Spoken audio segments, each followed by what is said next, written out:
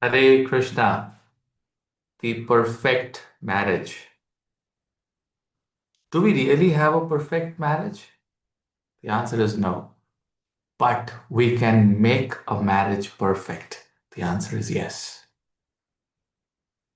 In this particular video, I'm going to tell all my viewers about how can you make a marriage perfect and what are those planetary alignments that one should see when you are looking at your spouse or your life partner or already when you love someone. You see, ladies and gentlemen, on the day of marriage in the Hindu Sanatan Dharma, there are seven promises or seven vows that are taken at the night of the marriage or the day of the marriage during the marriage ceremony. And the success of the marriage lies on those seven vows. Vows means principles. Vows means those promises that, you know, the bride takes from the groom, right? And then they get Agni as a Sakshi, is the witness of the marriage, because the last thing that happens to any human body is that we go into the lap of the Agni in the Hindu Sanatan Dharma. So Agni becomes, the witness, and then we do seven promises, take the seven parikramas, right? At times in some culture they do four, and some they do three, but there are also something known as Sat Fere and seven promises. So whenever you are looking for a perfect match or a perfect wedding or a perfect marriage, the first thing over and above the guna matris that you have done, the first thing you should check for two people is about the principle of the first vow, the first promise. So if you've attended a marriage and if you've been part of your own marriage, the first vow that bride tells the groom is for, her involvement in any pilgrimage, or any religious work that the boy will do, the girl should be involved in it. That means that your level of spirituality should be same. You see, this is one of the biggest mistakes in the marriage that a lot of people do, where one is not spiritual, the other one is very, very spiritual. And trust me, it is extremely difficult for a person who is spiritual to live with someone who is not spiritual. That's where the biggest problem in the mismatch is. So, when you are asking a Pandit or a Brahmin or an astrologer looking at two charts, the first thing that you should ask them is, tell me about the spiritual compatibility. That is where your food habits, the way you travel, everything is planned accordingly. Second vow is that the bride says to the groom that you must respect her parents, right? As he respects his own parents. That means, how are the relationship with the in-laws, right? Do you have sense of respect for the parents of your life partner? That's the second promise. That's the second vow. And if you have that promise, definitely, you can get into a relationship. You see, in Shiv Mahapuran, Shiva says that marriage is not about, two people coming together, or it is the two souls who are coming together. Marriage is one of the greatest bondages of the universe.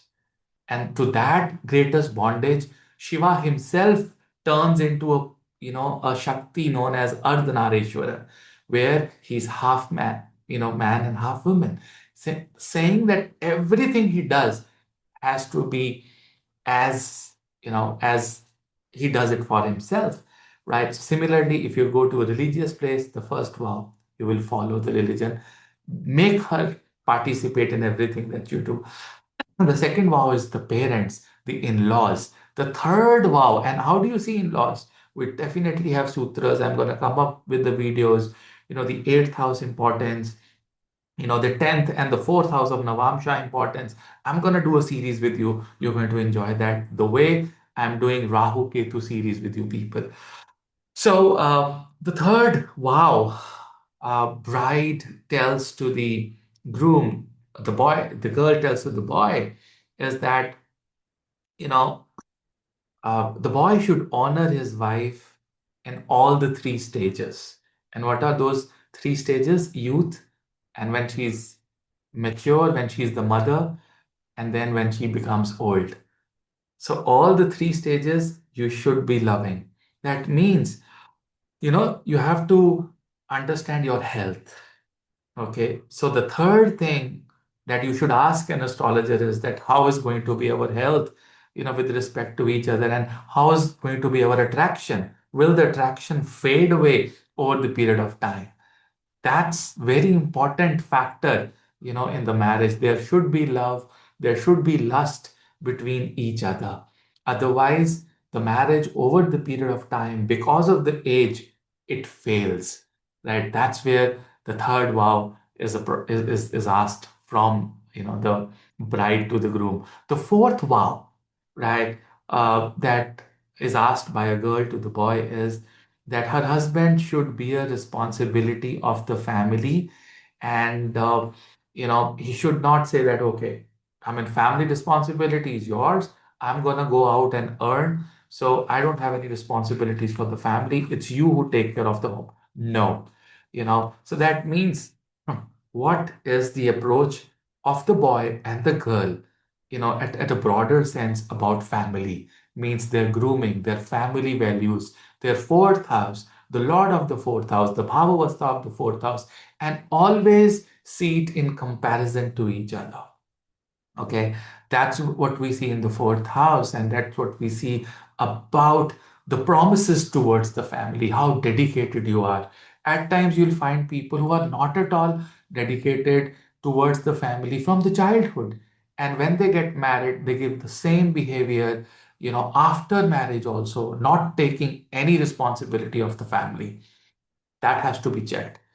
The fifth vow, the fifth promise that bride says to the groom is her involvement in the financial matters and domestic affairs, is very, very important. So if as a boy, if you're doing any financial transactions or financial matters, please, make her part of it. Because I have seen, when in certain marriages, when the husband passed away, the wife was not at all aware about the finances of of her husband, and she was scattered. She didn't know how to handle the situation. So all those finances, it is always said that you should keep you know your income secret. That's another thing, right? But always make sure that whenever you're taking a major financial decision, or there are major financial transactions or investments that you've done, you should make your wife, participant in that. She should know, even vice versa, that if you are strong, if you are investing as a wife, make sure your husband knows, what you're doing, so that, as a unit, you should work in the financial matters as well. Okay. The sixth vow that which is there between husband and wife is a bride tells to the groom not to indulge himself in any evil deeds, not to disrespect her in front of the other woman. That's very, very important, right? Because usually, the biggest enemy of a woman is a woman, right? So, and if you disrespect a woman in front of another woman, maybe you disrespect your wife in front of your own mother or the relatives, that's the biggest hurt, someone can get after marriage. Do not disrespect each other. So if a wife disrespect her husband in front of a male, that male is broken, that husband is broken, and vice versa. That you know a, a husband should not disrespect his wife in front of another female, be it your sister, be it your mother. That's a disaster. Right. And that is when we check towards the attitude. The Lord of the Lagna, where it is placed, shows this attitude. Tell you, I'll teach you in coming videos. The seventh vow, the final vow that they both take from each other is that you're not going to get into illicit relationships. You are not going to get into relationships with other men or women. That's the seventh vow. So that's when we see the character. That's when we see that how strong you are going to be in your commitment. In Kali Yuga, these relationships are very open, very easily available, but eventually it creates baseless, you know, marriages or baseless relationships. It does not give strength. And especially in the books of Shiva, in the eyes of Shiva, you are creating a problem for yourself and your marriage. So, if you want a perfect marriage, you should have seven things in mind. And these are the seven things that we check in a horoscope over and above the matchmaking. And when you check these things and you find a particular partner compatible or near to these things, that is called the perfect marriage. I hope you liked the video. I'll come up with another video. Till then, Hare Krishna, Har Har Mahadev. Thank you.